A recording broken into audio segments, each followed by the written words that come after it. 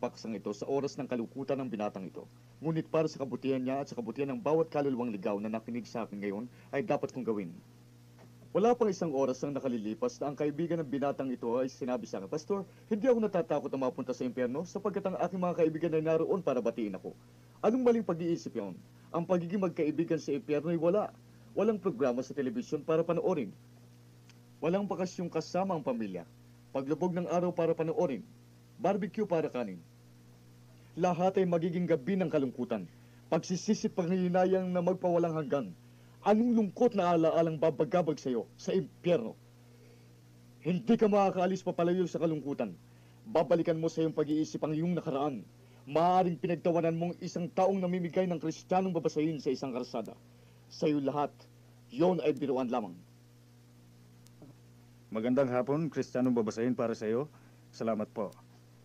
Magandang hapon sa inyo mga kaibigan. Gusto ko kayong bigyan ng kristyanong babasahin kung paanong ipinanganak na muli at ang tatlong krus ng Kalbaryo.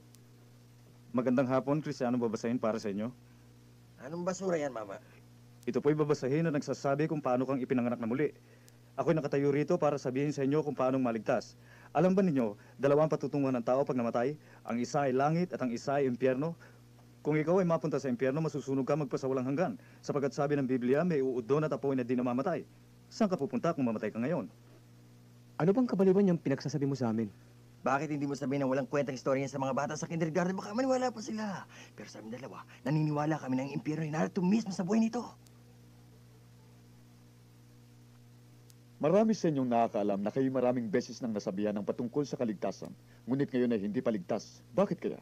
Ang iba sa inyo hindi paligtas sapagkat takot kayo sa sasabihin ng inyong kaibigan kung tatanggapin ninyo si Kristo Jesus. Ngunit alalahanin mong sinabi ni Jesus sa Marcos 8:38. Sapagkat ang sino man magmamakaya sa akin sa laing ito na mapangalon niya at makasalanan, ay ikayiyari naman siya ng anak ng tao.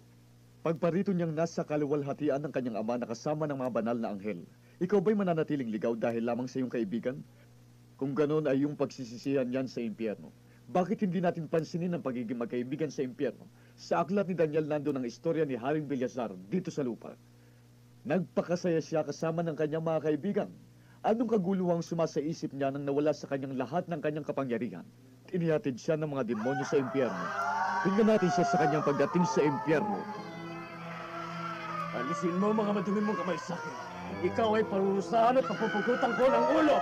Guardia! Guardia! Ang iyong mga gwardiya hindi na makakatulong sa iyo ngayon. Saan tayo naroon? Masdan mo, ikaw ay nasa impyerno.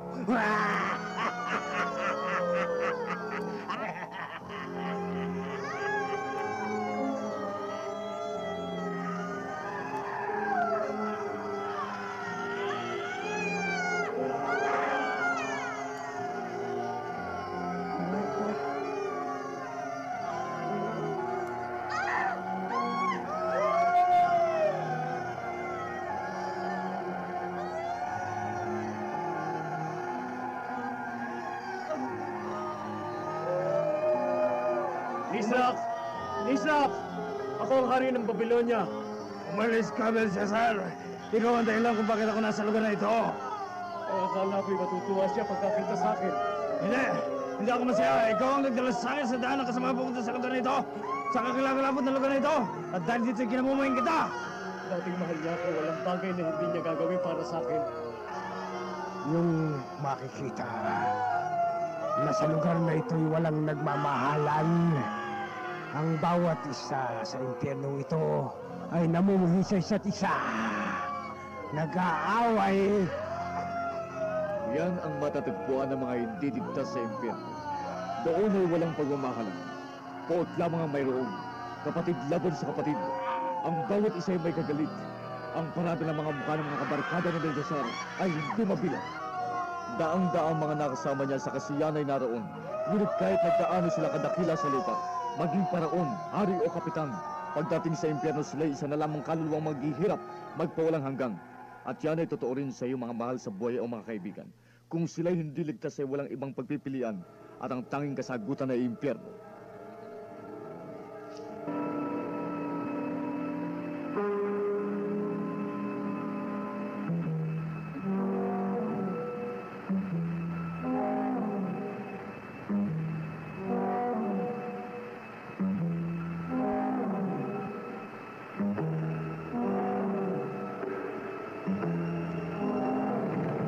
Ang impyerno ay literal, mainit at nakapandidiri.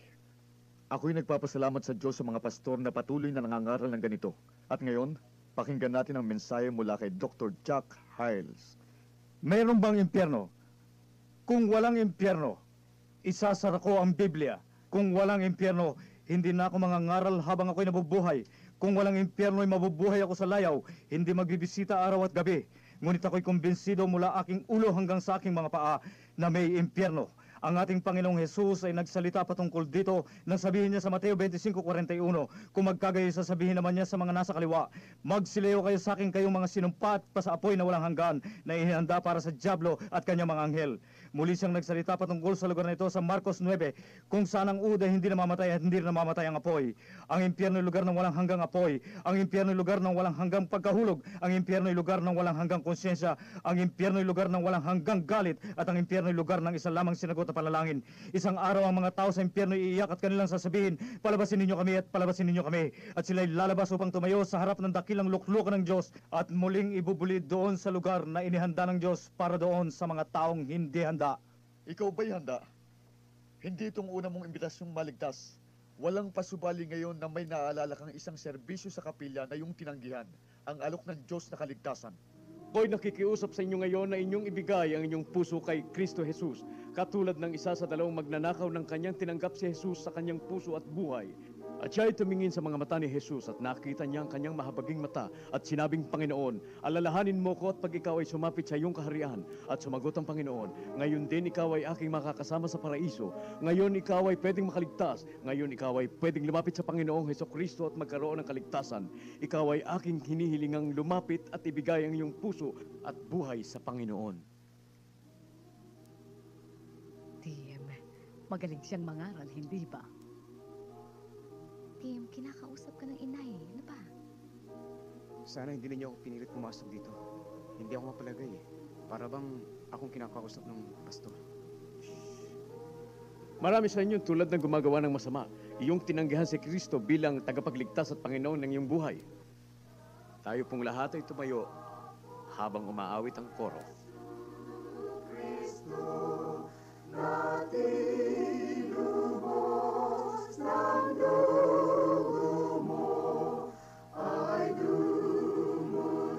Nakikiusap ako sa inyo ngayon. Magpasya kayo't lumapit kay Jesus. Lumapit kayo sa Kanya. Sinasabi ko na sa inyo, parang akong tinatawag niya. Sa aming simbahan ay hindi ka tinatakot.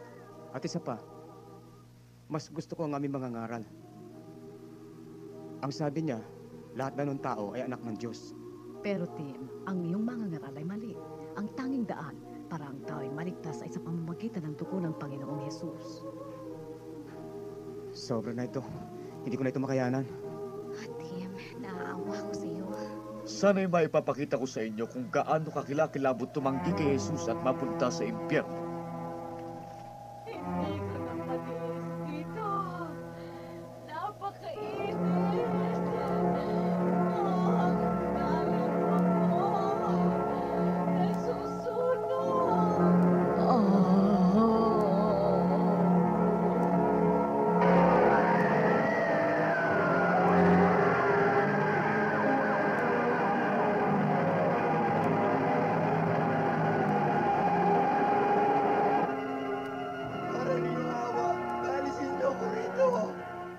Sa akin, isa sa mga nakapandidiring bagay sa impyerno ay ang mga uod na nagpapahirap. Si Isaias 14:10, mababasa natin ang tungkol sa mga taong nasa impyerno at doon ginagapangan sila ng mga uod. Sa Marcos 9, sinabi ni Jesus na ang impyerno ay lugar na kinaroroonan ng mga uod na hindi namamatay. Subalit ang sinabi mo'y pastor, ito hindi tunay na uod, hindi po ba? Hindi parurusahan ng Diyos ang mga taong katulad niyan, hindi po ba? Ang Biblia ang nagsasabing gagawin niya. Ngunit sinasabi mong pastor, sa akin pong alam na ibig sabihin ni Jesus nang banggitin niya ang mga uod ay yaong budhi ng tao. Hindi maaaring itong ibig sabihin nun. Ang salitang budhi ginagamit ng 33 beses sa Bagong Tipan. At sa bawat paggamit ang salitang Griegong ginamit ay sunetisis. Ang salitang ginamit sa Marcos 9 hindi sunetisis, kundi skolex. Ang ibig sabihin ng salitang skolex ay bulati na kumakapit sa patay o bulok. Kaya ang mga uod sa impyerno ay tunay na uod. May isip mo bang uod na kumakain sa iyong muka, sa iyong bibig, sa iyong tainga, sa iyong mga kamay, sa iyong buong katawan? Maiisip mo bang hirap na idinudulot ng mga uod na ganito? Isipin ninyong napakabahong amoy na naroon. Patuloy na pangangati. Isipin ninyong sakit na idinudulot nun. Kaya pala sinabi ng Biblia, doon ay may iyakan, sigawan, at pangangalit na mga ngipin. Sa mga gawa 12 makikita ang isang pangyayari sa bagong tipan na ang salitang Scolex ay ginamit. Ito'y patungkol kay Haring Herodes na habang siya nagsasalita sa Seraya, kinain siya ng mga uod.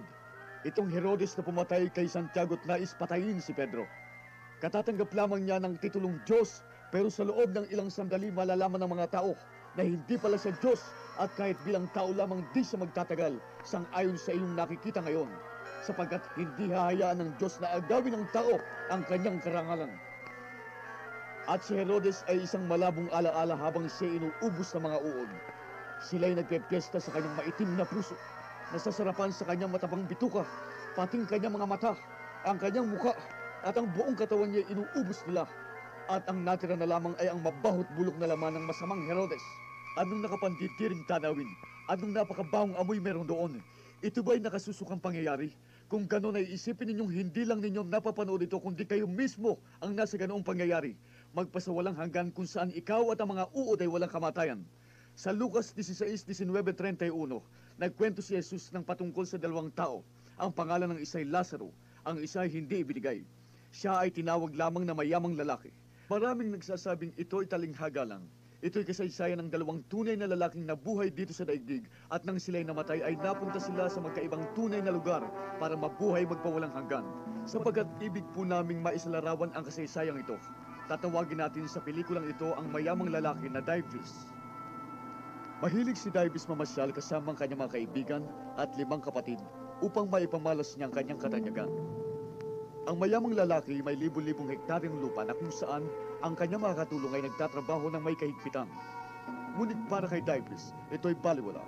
Ang mahalagang bagay sa kanya ay kilalanin siyang Panginoon sa kanyang kinasasakupan. May mga okasyon sa kanyang pamamasyal na nararating niya ang napakagandang Petra, ang siyudad na inukit sa bundok. Ito ay ang bundok Seir at ang sila sa lumang tipan. Ngunit ang paglalakbay ni Dives ay hindi isa lamang pagmamasid. Siya'y lumalabas upang kumita ng salapi at dayain ang sinumang kaya niyang dayain. Si Philip at Nathaniel, 2 alagad ni Jesus, ay mayroong pangangaral na ginaganap sa araw na yon malapit sa bahay ng mayaman. Sa dating katasan, lumalapit ako, Jesus, ang iyong kalooban, lumalapit ngayon. Buhat sa pusong mapaglimbot, at sa puso. Ano, hingi na yun, Nathan? Yun ay grupo ng mga alagad. Sila ay mga tagasunod ni Jesus. Nagpapatotoo at nag-aawitan. Nagpapatotoo at nag-aawitan. Tingnan natin kung anong kalokohan ang kanilang ginagawa. Tayo na, babae.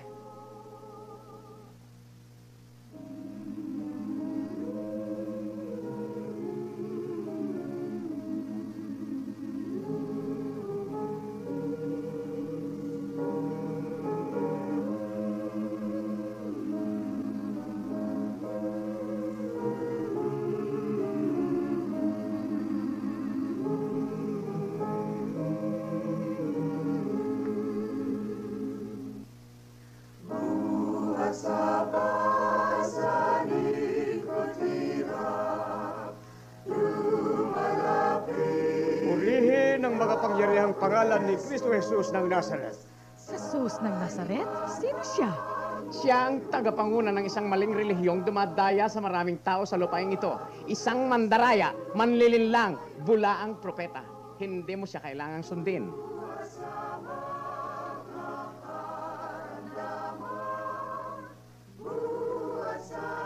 Salamat mga kababaihan. Ngayon pakinggan natin ang aking mabuting kaibigan si Nathaniel. Salamat sa iyo, Philip. Alam ninyo, bilang isang disipulo ni Kristo Jesus, ay dapat